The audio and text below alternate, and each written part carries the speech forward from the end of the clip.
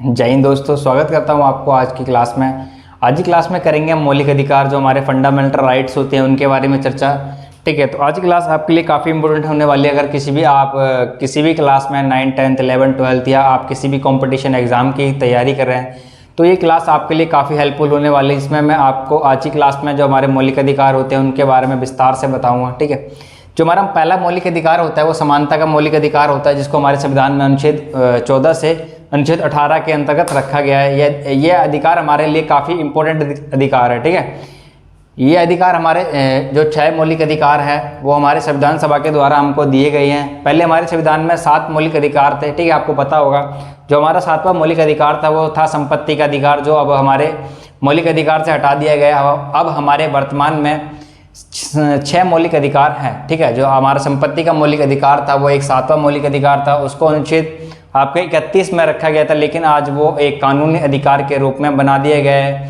ठीक है, तो ये हमारे जितने भी मौलिक अधिकार हैं, जैसे कि समानता का अधिकार अनुच्छेद 14 से 18, स्वतंत्रता का अधिकार आपके 19 से 22, शोषण के विरुद्ध अधिकार अनुच्छेद 23 से 24 और धार्मिक स्वतंत्रता का अधिकार अनुच्छेद 25 से 28 और संस्कृति व शिक्षा का अधिकार आपका 29 से 30 और संवैधानिक उपचारों का अधिकार अनुच्छेद 32 में रखा गया है। ठीक है, जो अनुच्छेद होते हैं उनके बारे में आपको मैंने विस्तार से पहले बता रखा है। जो हमारे संविधान में कुल अनुच्छेद हैं वो 395 हैं। ठीक है, तो आज की क्लास में शुरू करते हैं। जो पहला हमारा समानता का अधिकार है, समानता के अधिकार में आपको जो भारतीय नागरिक होते हैं उनसे किसी भी प्रकार का भेदभाव नहीं किया जाता है, जैसे कि जाति, लिंग, संप्रदाय या अस्पृश्यता या जो कार्य नियोजन के अवसर होते हैं उनमें आपके जो भारतीय नागरिक होते हैं उनसे किसी भी प्रकार का भेदभाव नहीं किया जाता है। ठीक है, तो आपको अच्छे समझा देता हूँ। जो समानता का अधिकार होता है उसमें 14 से अनुच्छेद 18 के अंतर्गत क्या क्या आता है वो आपको विस्तार से बताऊंगा। अनुच्छेद 14 जो आपका होता है, अनुच्छेद 14 में कहा गया है आपका विधि के समक्ष समानता।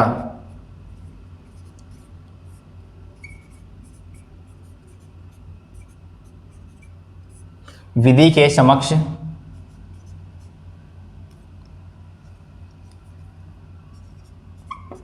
क्षमता। ठीक है,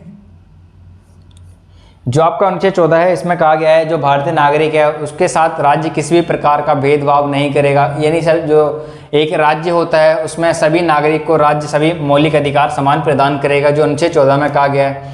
अनुच्छेद 15 होता है आपका, ठीक है, अनुच्छेद 15 में आपका धर्म, जाति, लिंग, संप्रदाय के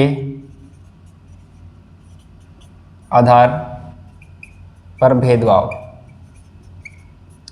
इसमें क्या कहा गया है आपके जो अनुच्छेद 15 है वो बताता है ये जो भारतीय नागरिक हैं उनके साथ धर्म, जाति, लिंग या संप्रदाय के आधार पर किसी भी प्रकार का भेदभाव नहीं किया जाएगा। ठीक है, इसके बाद है हमारा अनुच्छेद 16। अनुच्छेद 16 में बताया गया आपके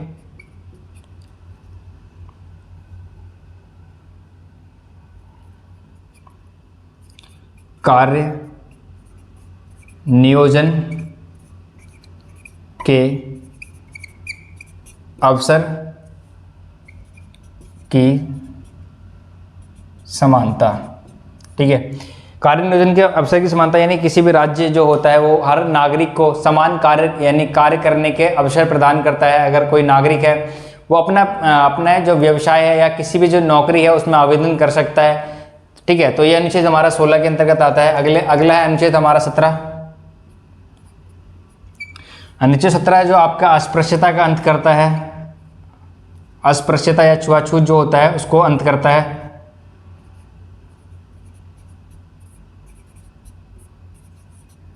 ठीक है, अस्पृश्यता जो होता है हमारे जब संविधान बना था उस टाइम पे जो अस्पृश्यता या छुआछूत उससे पहले काफ़ी होती थी। जो लोग होते थे नीची जाति के लोग, उनके साथ जो ऊंची जाति के लोग होते थे वो काफ़ी भेदभाव करते थे। इसके अलावा जो छुआछूत होता था यानी नीची जाति का जो कोई भी व्यक्ति होता था अगर वो किसी भी सामान को छू देता था तो उसको छुआछूत मानते थे, जो हमारे संविधान में अब गैर कानूनी है। अगर कोई व्यक्ति इस प्रकार की धारणा रखता है या अस्पृश्यता या छुआछूत का आज भी प्रयोग करता है तो जो अगर व्यक्ति के साथ भेदभाव हो रहा है वो व्यक्ति अपने मौलिक अधिकार को पाने के लिए उच्च न्यायालय या सर्वोच्च न्यायालय में अपील कर सकता है। ठीक है, इसके बाद है हमारा अनुच्छेद 18। अनुच्छेद 18 हमारा कहता है उपाधियों का अंत।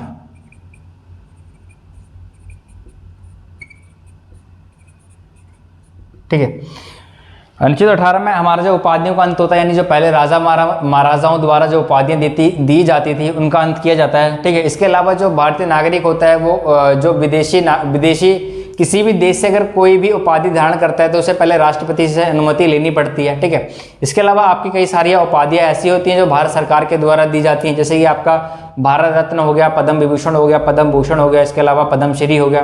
ठीक है, यानी इसके अलावा जो आपके सेना के क्षेत्र में भी काफ़ी उपाधियां दी जाती हैं। ठीक है, उन पर कोई रोक टोक नहीं है। ठीक है, तो ये हमारे 4 मौलिक अधिकार, 4 ये हमारे समानता के अधिकार के अंतर्गत आते हैं, अनुच्छेद 14, अनुच्छेद 15, 16, 17, 18। ठीक है, इसके बाद करते हैं अपना स्वतंत्रता का अधिकार। इसको रफ कर देता हूँ 1 मिनट के लिए, रुकिए। मौलिक अधिकार है हमारा स्वतंत्रता का मौलिक अधिकार। स्वतंत्रता का जो मौलिक अधिकार है उसको अनुच्छेद 19 से अनुच्छेद 22 के अंतर्गत हमारे संविधान में रखा गया है। ठीक है, जो अनुच्छेद 19 होता है, अनुच्छेद 19 में जो क्या होता है, जो भारतीय नागरिक होता है उसको अपने जीने का अधिकार होता है, प्रेस करने यानी स्वतंत्रता का अधिकार होता है, प्रेस की स्वतंत्रता होता है, संघ बनाने की स्वतंत्रता होता है। ये अनुच्छेद 19 के अंतर्गत आते हैं आपके। ठीक है, अनुच्छेद 19 में आते हैं आपके संघ बनाने की स्वतंत्रता। ठीक है, अनुच्छेद 19 में आते हैं आपके संघ बनाने की स्वतंत्रता, इसके अलावा प्रेस की स्वतंत्रता, बोलने की आज़ादी, ये सारे अनुच्छेद आपके 19 में आते हैं। ठीक है, इसके बाद अनुच्छेद 20। ठीक है, अनुच्छेद 20 में जो आपके अपराधों के लिए दोष सिद्ध। ठीक है, यानी जो अगर किसी भारतीय नागरिक को अगर उसने किसी भी प्रकार का अपराध किया है तो उस दौरान जो व्यक्ति अपराध करता है उस दौरान जो कानून बना होता है उसी के अकॉर्डिंग उस नागरिक को सजा दी जाती है। या भारतीय अगर किसी नागरिक ने अपराध किया है या उसके जब अपराध किया उसके बाद अगर कोई कानून बनता है तो वो कानून उस टाइम पे लागू नहीं होता है। यानी कहने का मतलब ये है, अगर आपने आज अपराध किया है तो यानी आज का जो कानून है आपको उसी के अकॉर्डिंग सजा मिलेगी, यानी जो कल जो बनने वाला या जो भी आने वाला कानून है उसके अकॉर्डिंग आपको सजा नहीं मिलेगी। ठीक है, इसके बाद है अनुच्छेद 21। अनुच्छेद 21 है आपका अगला। अनुच्छेद 21 कहता है प्राण एवं दैहिक स्वतंत्रता। ठीक है, अगला है आपका अनुच्छेद 22, सॉरी अनुच्छेद 21A। ठीक है, 21A ये काफी इंपॉर्टेंट है आपके 21A। जो 21A अनुच्छेद है आपका उसमें कहा गया है 6 से 14 वर्ष का जो बच्चा होता है उसको राज्य के द्वारा या उसके माता पिता के द्वारा जो बच्चे को जो प्राथमिक शिक्षा होती है, प्राथमिक शिक्षा वह उसको उपलब्ध कराई जाए। ये जो हमारा अनुच्छेद 21A है उसको हमारे संविधान में जो आपका 86वां संविधान संशोधन हुआ था, ठीक है, संविधान संशोधन जो हुआ था आपका संविधान संशोधन जो आपका 1986 में हुआ था उसके अकॉर्डिंग इसको जोड़ा गया था। अगला है हमारा अनुच्छेद 22। ठीक है, अनुच्छेद 22 जो है, अनुच्छेद 22 कहता है कुछ दशाओं में गिरफ्तारी, सॉरी 1 मिनट रुको,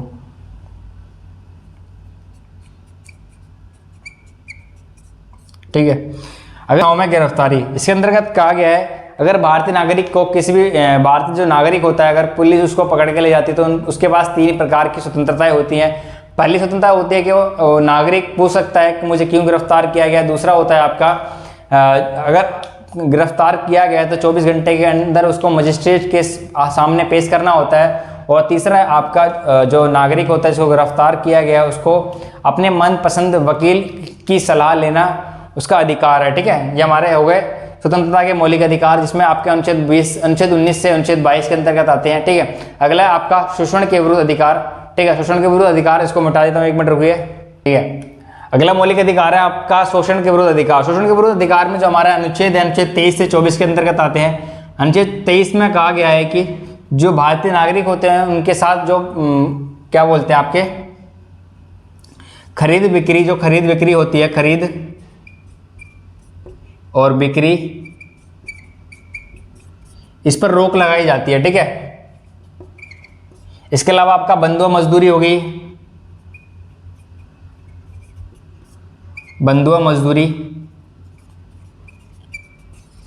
इन सभी पर अब रोक लगाई जाती है, जो पहले काफ़ी प्रचलित थी, जो बंधुआ मजदूरी होती थी। इसके अलावा जो मानव की तस्करी होती है, उसके मानव की तस्करी पर काफ़ी रोक लगाई गई है। इसके अलावा हमारा जो अनुच्छेद 24 है, 24, अनुच्छेद 24 है, वो बलात्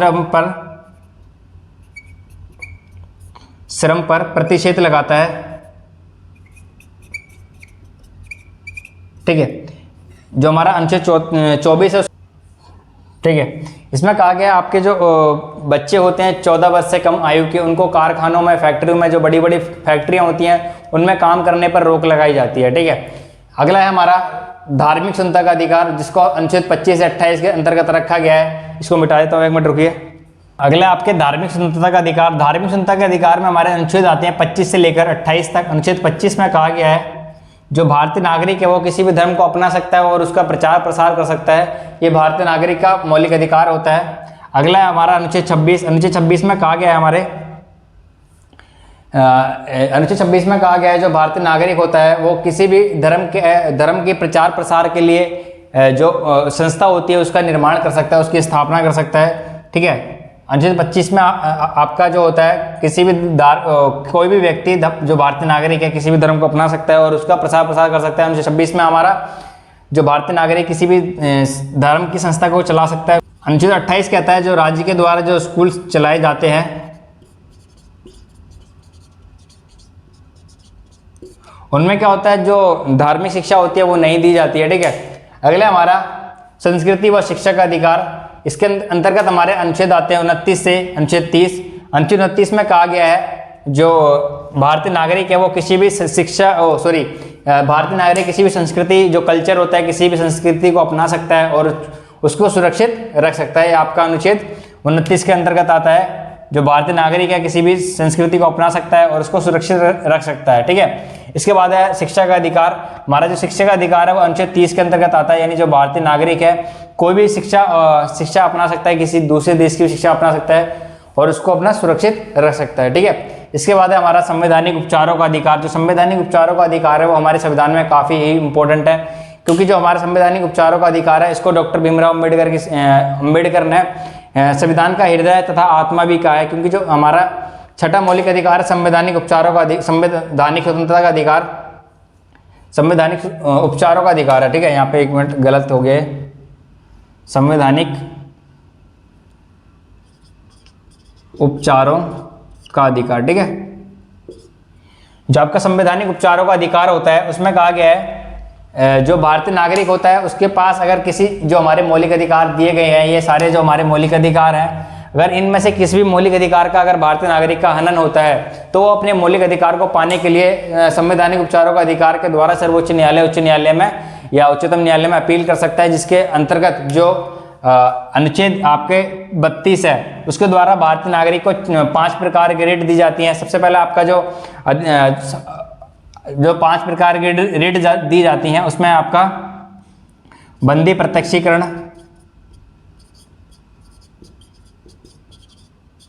ठीक है। इसके बाद आपका परमादेश रिट,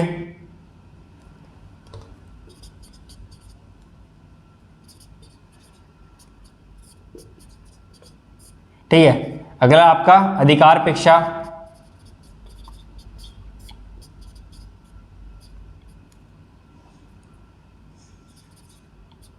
ठीक है।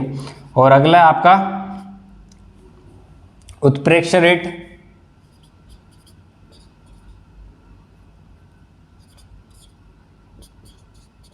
ठीक है। इसके अलावा आपका एक और रिट होती है, ये जो 5 रिट होती है ये भारतीय नागरिकों को दी जाती है आपका जो संवैधानिक उपचारों का अधिकार होता है उसके अकॉर्डिंग, ठीक है। तो आज की वीडियो में जो हमारे मौलिक अधिकार है उनको हमने अच्छे से वर्णन कर लिया है। तो आई होप आपको जो हमारे मौलिक अधिकार है वो काफ़ी अच्छे से समझ आए होंगे और आपको याद भी हो चुके होंगे। जैसे कि हमारा एक बार रिवीजन करा देता हूँ आपको। पहला हमारा स्वतंत्रता का जो मौलिक अधिकार होता है, आपका स्वतंत्रता का मौलिक अधिकार उसको अनुच्छेद 14 से 18 के अंतर्गत रखा गया है। अगला होता है हमारा स्वतंत्रता का मौलिक अधिकार, उसको 19 से अनुच्छेद 22 के अंतर्गत रखा गया है। अगला है आपका शोषण के विरुद्ध अधिकार, जिसको अनुच्छेद 23 से अनुच्छेद 24 के अंतर्गत रखा गया है। आपका है अगला धार्मिक स्वतंत्रता का अधिकार, इसको आपके जो अनुच्छेद है 25 से 28 के अंतर्गत रखा गया है। अगला है आपका संस्कृति व शिक्षा का अधिकार, जो अनुच्छेद 19 से अनुच्छेद 30 के अंतर्गत आता है। अगला है हमारा संवैधानिक उपचारों का अधिकार, जो अनुच्छेद 32 में आता है। और आपका था एक 31वां एक अनुच्छेद था, वो भी लिखा देता हूं आपको, जो हमारा एक संपत्ति का अधिकार था, ठीक है, एक हमारा संपत्ति का अधिकार था।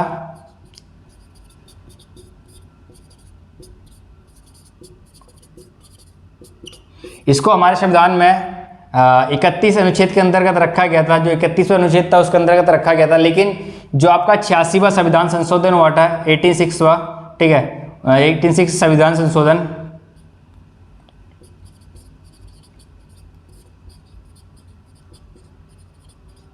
नाइनटीन 1986 में हुआ था। इसके द्वारा जो हमारा संपत्ति का अधिकार था उसको मौलिक अधिकार से कानूनी अधिकार में रख दिया गया, और जो हमारा संपत्ति का अधिकार था अब इसको 301 के अंतर्गत एक कानून अधिकार बना दिया गया है, ठीक, 301 के बीच। तो जो आज की वीडियो में थी, आज की वीडियो के माध्यम से हमने जो मौलिक अधिकार थे उनके विषय में जाना। तो आपको वीडियो कैसी लगी कमेंट में जरूर बताना। अगर चैनल पे आप पहली बार आए हो तो चैनल को सब्सक्राइब जरूर कर लें, जिससे कि जो आने वाली नई वीडियो है आपको उसका नोटिफिकेशन मिलते रहें, ठीक है। मिलते हैं एक नई टॉपिक के साथ। अगर आपको वीडियो अच्छी लगी तो लाइक जरूर करना, कमेंट में जरूर बताना। मिलते हैं अगली वीडियो में। जय हिंद, जय भारत, धन्यवाद।